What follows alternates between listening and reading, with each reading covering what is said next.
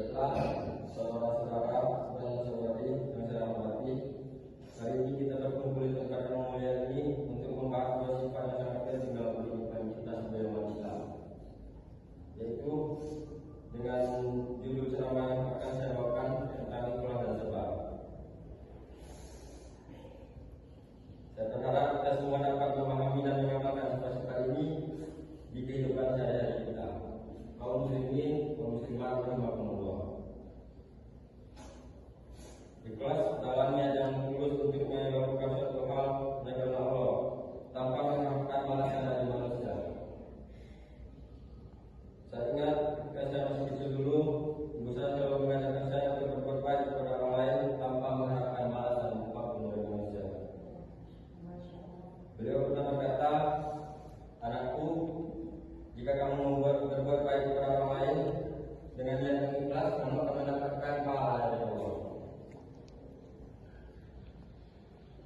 Ikhlas adalah fungsi untuk meningkatkan kualitas iman kita dan takwa kepada Allah Subhanahu wa taala. Ketika kita berbuat baik dengan niat yang ikhlas, maka kita akan mendapatkan pahala dan pahala yang besar dari Allah Subhanahu wa taala. Selain itu, ikhlas juga dapat membantu kita untuk lebih fokus pada tujuan hidup kita sebenarnya, yaitu mendapatkan ridho dari Allah Subhanahu wa taala. Begitu pula dengan sabar. Sabar adalah kemampuan untuk menahan diri kita dari perbuatan yang tidak baik dan untuk tetap tenang dalam menghadapi kesulitan.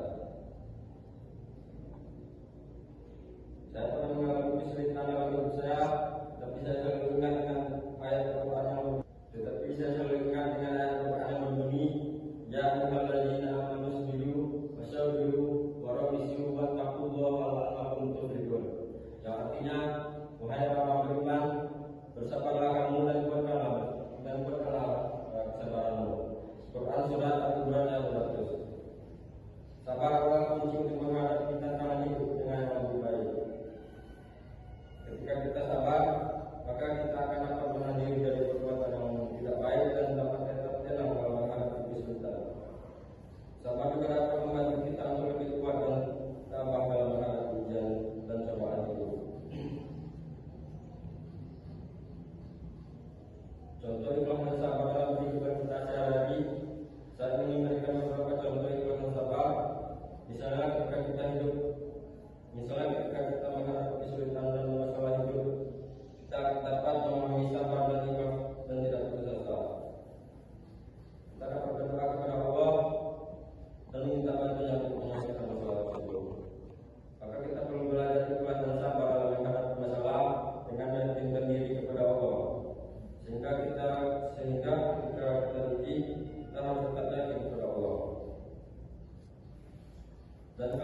Dan kalau kalian memuji kata para ulama, maka jangan katakanlah, "Ya Allah, saya punya masalah besar." Tapi katakanlah, "Wahai masalah, saya punya Allah yang maha besar."